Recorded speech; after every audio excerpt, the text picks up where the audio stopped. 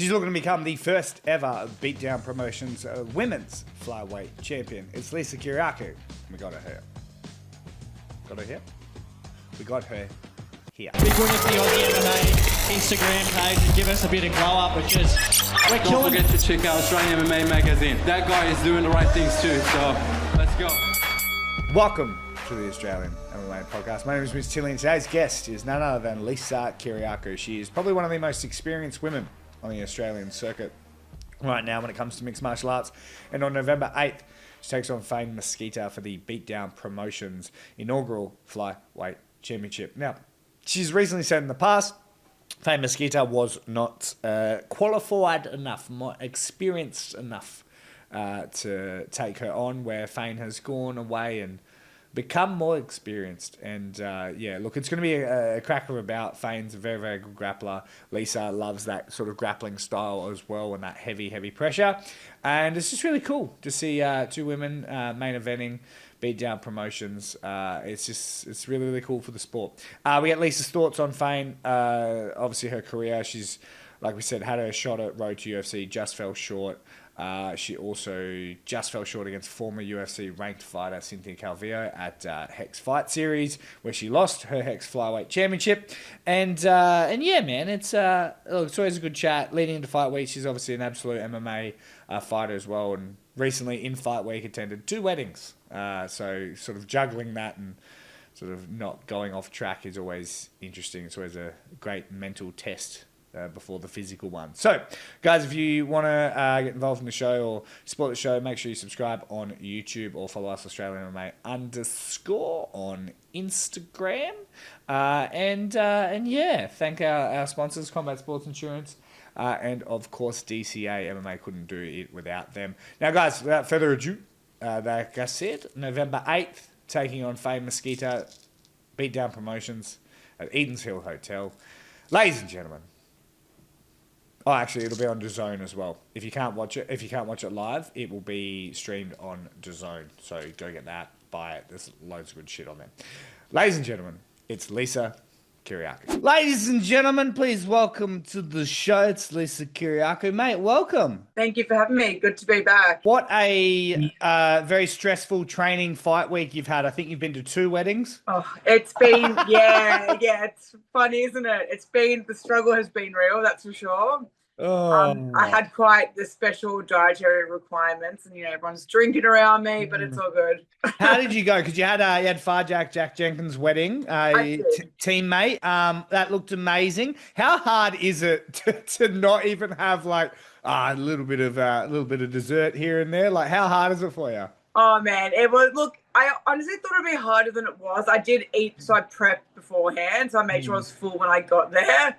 But like, just having, obviously I like to have a drink or 10, but obviously not having a drink sucked. I was on the Diet Cokes all night and all the boys were drinking, and but it is what it is. I still had a great time. It was a beautiful wedding. So yeah, I still had fun. Yeah, well, I was talking to Quillan Sourkill before his UFC fight, and his teammates they will eat the food in front of him. And that's part of the preparation.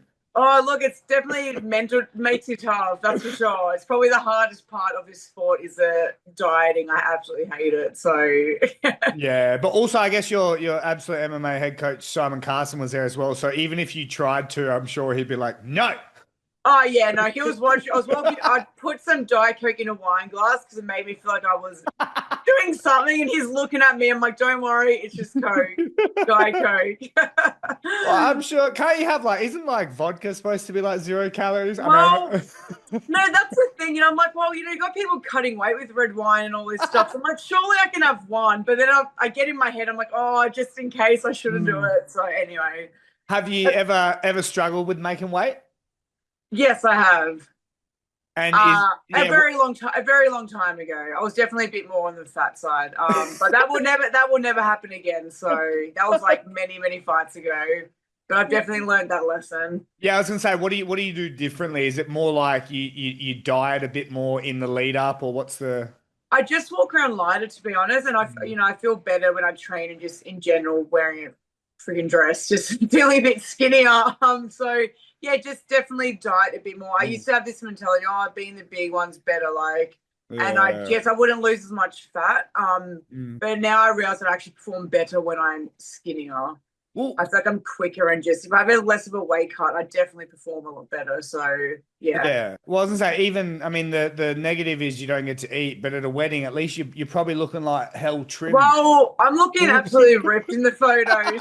So even when I was dancing, I'm like, you know what? I'm burning calories as a dance right now. It was actually my mentality when I was there. So you just on the floor shadow boxing. Look, the shadow box wasn't coming out. Look, Jack was definitely shuffling. That was a great sight. Wish I got a video of that. What's it like? Because you got a close team at Absolute MMA. What's it like to not just be, you're not just training partners, to invite your whole team to your wedding? That's a very special day. So you're obviously family. So what's that sort of feel like? Oh, I love it. Well, obviously we're all very close. So we all like to celebrate each other, outside of the gym, and we all get along so well and like party together, having fun together. It's something we don't do very often, but when we do, we just enjoy it. It's special. It's special because we train together so hard, and then we can also enjoy outside of the gym together. So our Christmas party is usually quite large. I'm very excited for that. And the main question that came out of that, did you invite Jack Jenkins to your wedding? Yes, of course. Yes, of course. Funny. So the venue we had, he actually had. Oh. So he messaged me like 2 days after saying, "Oh, we loved it. We loved it so much, and we actually booked the same venue." So yeah, it was really nice to have it be there again. Ours was obviously very ethnic. Like ours was a very Greek wedding. It is, but as expected. A lot of race talk going on here. Yeah. But what's funny is the last thing on Jack's wedding. Thanks for coming on to talk about it. But is he the quickest man to ever get married? Like from becoming a fiance to getting married? It's like a short notice fight. Well, it is. But I was talking to his mum about this. I'm like, man, it took us like over a year to plan ours, and he just smashes out in like 4 months. Yeah. Also, who does that? Very impressive, very impressive. I think we've got his lovely wife Britt to thank for that. To be fair. I don't know how much Jack actually did with the organising, but we're probably giving him way too much credit. Yeah, I think so. But yeah, they've been very quick. So let's talk about the preparation for this fight. You're taking on a girl for the inaugural beatdown title, which is really cool. I think that's really good for just women's MMA in general. But you're taking on a girl that was not experienced enough for you once upon a time. Has that changed? Look, for sure. When they called me out, she was fresh pro 1-0. We said, get a few more fights, a few more wins. And look, she did. She's now, what is she? I think 3-0. 4-0 now. Yeah. Few finishes in there. She's gotten some fights under her now. So, I think it's a good time. And there's honestly no one else. We've been trying for over a year to get a fight. So does coming off of 2 losses help you take those fights now? I guess yes and no. Look, it's more about the person I fight. Like obviously I'm not just fighting anyone. Like those 2 losses not just against anyone. Yeah. And they weren't like me getting smashed either. But I think just the opponent I am fighting, they have to have a decent amount of fights, and like to have 4 wins as a female is a lot sometimes. So hard to gather fights these days. So yeah. I feel like you've put yourself in a really hard position of you almost have too many fights to fight regionally. Well, it's hard. That's the thing. And that's why, it took us so long to get anything. So I'm just grateful for the opportunity. I don't even care about anything anymore. I just want to fight. Honestly, I'm very excited. I've not felt this excitement for a while, if I'm being honest. So well, what's the sort of situation like? Because, I mean, look, you've gotten close to the UFC. I'd say almost twice now, because if you took out Cynthia Calvillo, you'll probably, going to get signed, I believe. But to kind of fall short twice at your age, wedding now, what's the thoughts? Are you still like, no, fuck it, I'm going to make it to the top? Oh, no, 100%. Nothing. If anything, I'm more determined than ever. Like, as I said, it's not like I got smoked in these fights. Like, I was doing well. I was doing well in the strike and all that. Obviously, I got taken down and controlled a bit on the ground, which cost me those fights. No, I'm just more determined. Honestly, I don't care about, the age. I'm not even, I don't feel like I'm even my peak yet. I've not been doing this for a long time. I've only been training for 7 years and just went pro 3 years ago. So still very fresh for me. yeah, just very keen. Yeah, it still does feel like women's MMA in Australia is still a fair bit behind, unfortunately, because you guys have some fucking talented girls, but there's just not enough. There's not. It's such a small pool of females, especially when you're not signed to those big promotions yet. So just to get those fights is hard, but once we get there, it'll be a lot easier. Are you wanting to be UFC or nothing, or are you, will you take the sort of PFL if that comes along? Look, obviously UFC is always a set goal and dream, and as you said, I've almost been very close to getting there, but unfortunately not close enough. Look, whatever's my part, if it's meant to be PFL, great. I'm happy to take any big show, but obviously that's still my goal, and I'm still aiming for that. But whatever's meant to be is going to be. That's life. Now, you talked about kind of getting controlled a bit with the wrestling and losing some of those positions. That used to be sort of like your MO, that real strong cage grappling style. Is that still your style, or have you had to kind of reinvent yourself a little bit? Look, I definitely say I'm a true freestyle fighter. Like, I kind of adjust to what I need to. Yeah. I did want to showcase more of my striking in those two fights, especially like the Road to UFC, because I know they favor the strike and all that more, which I was doing good at, But as you said before, it was definitely like my 7-win streak was me doing most of that heavy wrestling, controlling. So now I believe I've just really to bring it all together. So I believe those 2 losses, I've really learned from those experiences, knowing that, I can get taken down as well. I need to remember that in the fight, not get too overzealous in there. But I definitely believe I've learned that. And with the training for this camp and preparation I've had with some of the girls as well, I just think I'll really showcase. Now, as life evolves, I've noticed this a lot, especially in regional fighters. Like you start to miss out a little bit more. You start to need to work a little bit more as you get older. When you're 21, you just live with mum and dad and you kind of train full time. Is it getting harder as you get older? Nah, not really. Quite the opposite. No, not at all. I'm training more than ever. I obviously do my PTs and coaching. Like, that's my thing. I've got a great husband, so he's obviously he's very supportive in everything as well. So no, I'm quite chilled.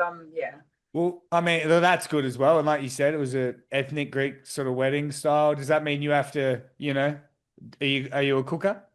Am I a cooker? I do. I'm very traditional in that sense. It's funny because when I'm cutting obviously I just want to eat everything, but I kind of have this thing where I like to make him things I can't eat. And I get some sort of weird satisfaction through it, even though it sucks, but I kind of enjoy it. Yeah. I know, it's very weird. Nah, that's cool. That's cool because then you can pretend. It's like the thing where you hold up the pizza, but then you eat the chicken breast. Well, yeah, I like it. Like, These are the biggest loser how they're like trying to lose weight and they have to watch people eat. Yeah. I know some weird thing where I'm actually very satisfied doing that. It's like I'm living through him, but not physically. I love it. Now, I wanted to ask you before I get on to Fain, I wanted to ask about your arch nemesis, Amina. Did you watch Amina Hidaya's fight? I mean, she won on one leg. What was your thoughts on that? Honestly, I didn't actually see the fight. Good on her though. It shows obviously great toughness to do that. A lot of people wouldn't be able to do that. So yeah, she's obviously a very tough girl. So it's impressive that she could get that finish, especially with her knee blue or something. Yeah, it was something crazy like that. When it comes to sort of girls in the scene, is it hard to balance? Because obviously you need training partners, but then, and I was asking Fain about this as well, but then you got to fight them, so you don't want to bring them in. Is that a hard thing to balance? Not necessarily. I think I've got quite a good amount of females now, especially I've been doing a lot of training in St Kilda with like Adele and Liv and all that. So they've been great bodies. I've got the smaller dudes in Collingwood as well. So I'm not really too stuck on bodies in that sense. Obviously, we've got A-Leash now, which is part of our team. So I feel like I've got quite a good range, but I could imagine how it could be hard as well for like other gyms. Yeah. I think I'm quite lucky with the girls. I've got Mieta as well, who's joined Absolute. So I've got quite a few good bodies there now. So I don't really have to deal with that. That's cool. Who do you mix it up with in the guys? Is it like a Mason Nabetsu, or are you putting a whooping on Jack Jenkins? Look, I do rounds with all the guys that they obviously going to go a lot easier on me, but I've got the smaller dudes like I've had Geordie, if you know who he is. He's been a great body. He's been on X a few times. I've got Louis who helps out, who's a flyweight. I've got a few other flyweight guys there. So how many rounds with Adnan Larry? Me, Larry, all the time. My main training partner. Don't like a heavyweight. Now, Yeah, as we move into this Beatdown Promotions title fight, I mean, pretty cool to be the first ever sort of champion if you can pull it off. Is there anything about Fain's game that you really think she does well? Look, she's obviously a good grappler. I think she's a real specialist in what she does. She's a brown belt. All her fights that I believe have gone to the ground, she'll try and look for the takedown if it's thrusting forwards or trying to clinch up or take me down off the cage. I think that is her go-to. And yeah, her ground game's obviously her thing. And in that sense too, if she's got any weaknesses, where do you think she really struggles? I don't think her striking is her main thing, that's for sure. But hey, I always expect she could come out the next Valentina in this fight. If they're strong. We'll see. But I always expect the heart, them to be perfect in every area. Like mentally, I'll prep myself for that. But I don't believe her striking is going to be quite at my level. And the weird question is, you never want to look past people and all that shit. But you pull off the victory. Do you think that's enough, or do you need to keep busy? Like, what's the sort of thoughts? Honestly, one thing I've learned from these last two fights is do not look past it. And it seriously sounds lame, and but I think I really did do that. And as I said, I'm actually very excited for this fight. I don't even care about next. I don't. I'm just truly excited for this. And I've not felt that for a very long time. So that's cool. I just want to get this win, man. I don't even care. I just want to get this win and celebrate. And yeah, that's honestly how I feel right now. It's nothing to do with fighting, eh? It's just, I feel a lot more relaxed about everything, but I think it's been very good for me. So yeah, whatever happens next is meant to happen. It's all part of the journey. I know it sounds lame, but it's true. Some truth behind that. It's my job to get you to just look past them and talk shit. Oh, mate, it's not happening. Trust me. I'm in a very, very good spot. So you definitely respect your opponent heading in. Oh, of course. I respect all my opponents. It's not been one fight, even if they've not been great. There's not one fight I've gone in there and not respected them. I've always felt the nerves. I've always felt, what if this happens, that happens. Because it's fighting, man. The best person can get knocked out in a second. You know what I mean? You can see that happen all the time in high-level fights. So I know anything can happen. But always got to respect and go in there thinking they're absolute killers in every way. Yeah, my big one on that is always, did you ever see the candid fight on Eternal against that Chile, that Thai guy? He literally... He won in like everyone was like, Candiata's just going to smoke him. Like, this guy's just like a can they've brought in or whatever. Yeah. Like, knocked him out in like 10 seconds. And you're like... That's the thing. One wrong move, one look away, whatever. Anything can literally happen in this sport. It's unknown. Wild shit. Now, it is. For people that haven't seen you fight or seen Fain or anything like that, what can they sort of expect in this fight to come? If you had to predict how the fight's going to go, what do you reckon? I expect her, as I said, to come rushing forwards. She's a southpaw. She'll come rushing forwards, trying to clinch up for a body look, or maybe shoot on my legs, as you see in my previous fight. I see me defending very well and showcasing my striking. Look, I may be a blue belt, she may be a brown belt, but my grappling has definitely improved a lot. So I'm happy to stand up. I'm happy to take it to the ground. I'm feeling very confident in all areas. I've been training with the best grapplers in the world for this camp, so nothing is going to surprise me. And remember, you can watch Renato Sabotic's video that he does beforehand, because that's what's going to happen. That's a very good point.